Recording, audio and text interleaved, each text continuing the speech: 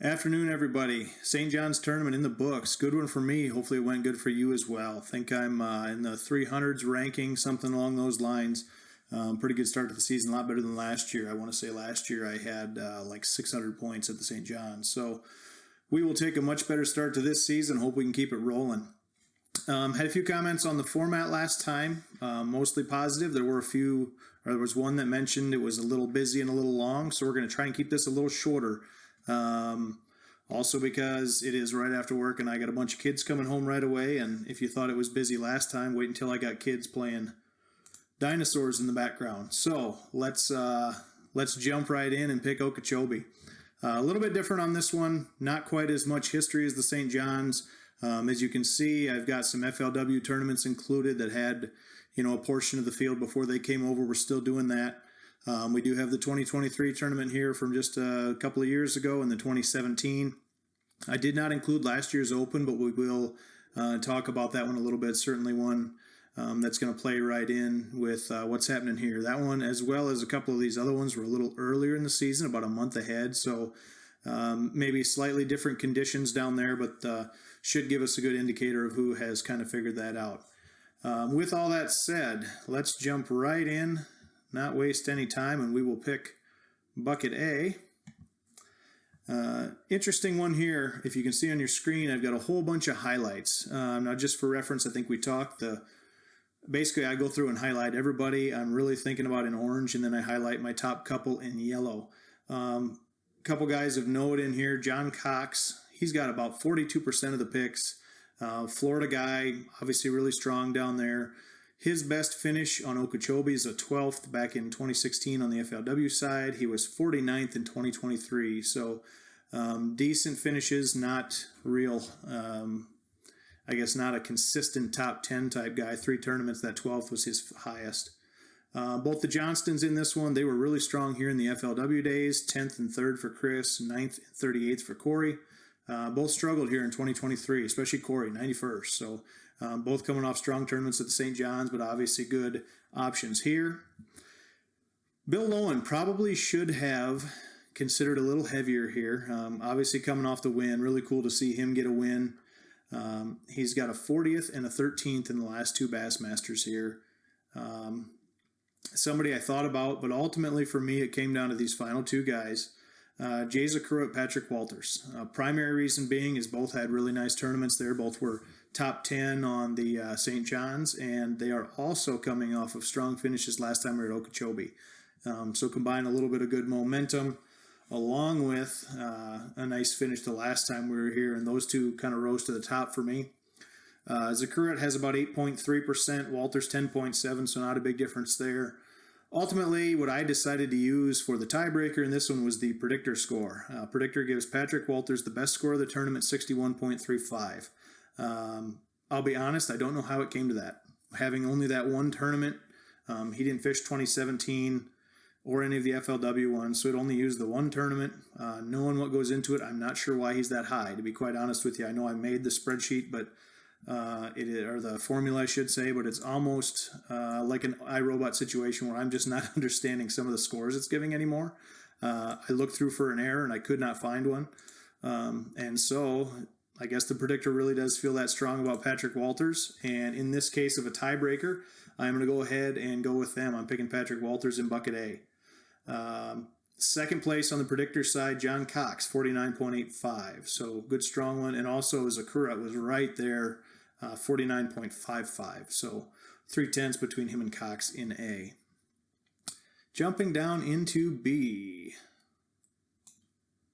A lot of guys here. You'll see a lot of yellow if you're looking at the screen. A couple of guys to mention that aren't. Emil Wagner, rookie. Good, strong tournament at the St. John's. Another guy to mention, Brian Schmidt. He's been really up or down here. He's got a 67th and a 2nd in FLW, and he was 64th here in 2023. Guy that's really strong in grass. If there was more current on Okeechobee, he'd be right at the top for me. Current grass guy, but somebody I would not be shocked to do really well here, and even, obviously that 2nd indicates he could even compete for a win, or has in the past anyway. Ultimately, I came down and I've got 4 anglers highlighted here that, really throw a dart. They're virtually, from a data standpoint, identical. That is Joey Cifuentes III, Will Davis Jr., Carl Jochimson, and Logan Latuso. And what you're looking at here is 4 guys that finished really well last time we were here in 2023.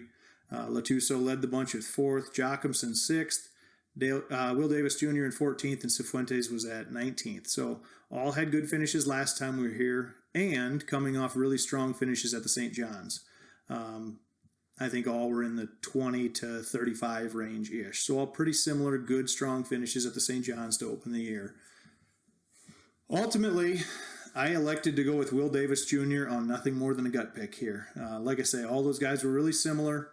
Logan Latuso was out in front on the predictor side, 49.35, followed closely by Jochimson at 47.85, and Will Davis Jr. at 46. So Cifuentes is really the only one lagging behind from the predictor standpoint at 36.7, and they're all picked really similar too.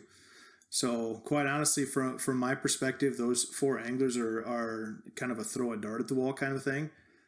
So I'm going with Will Davis Jr. in this one. Shallow water, spawning fish, sight fishing, going to really set up for the tournaments that he excels in.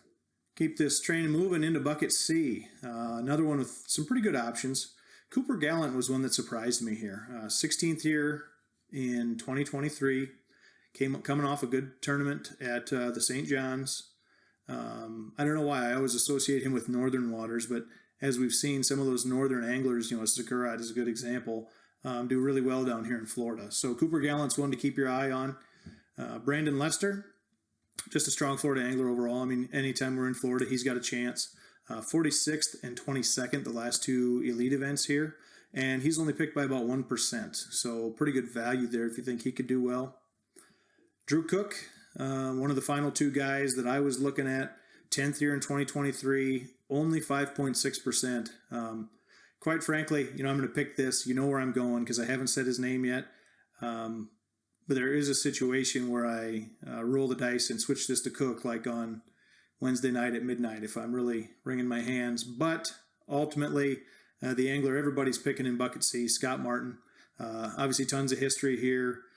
Coming out of Roland Martin Marina for years, winning tournaments, won a Bassmaster Open in 2024. Let's see, what was his weight? 90 pounds and some odd ounces. I want to say beat second place by almost 30 pounds, just lapped the field. Has not competed right at the top in the tournaments that we're looking at here. 30th in 2023, and then 21st and 23rd in a couple FLW tournaments back in, I think, 18 and 16. So, I don't know, for whatever reason, he hasn't gotten over the hump in a major tournament, but nobody would be shocked if he did it here, and 62.3% of the field are taking him. I'm going to go in with them. Like I say, I don't know. I don't think I'm going to switch off to Cook, but if I was going to pick a different angler, Cook would be my guy, sight fishing guru. I really like Drew Cook in some of these pre-spawn, spawn, post-spawn type tournaments where he's got a chance to find those fish up shallow. On the predictor side, way out front, Scott Martin, 58.2. I believe he's the second highest behind that Walters score in this tournament. And in second place is Cooper Gallant, 44.95 points. And once again on him, kind of similar to Lester, only 1.9% pick. So really that's because of Martin being way out in front. Into Bucket D. Another good, strong bucket. I really felt like the buckets were a lot more even than they sometimes are in this one. A couple guys to note, Scott Canterbury.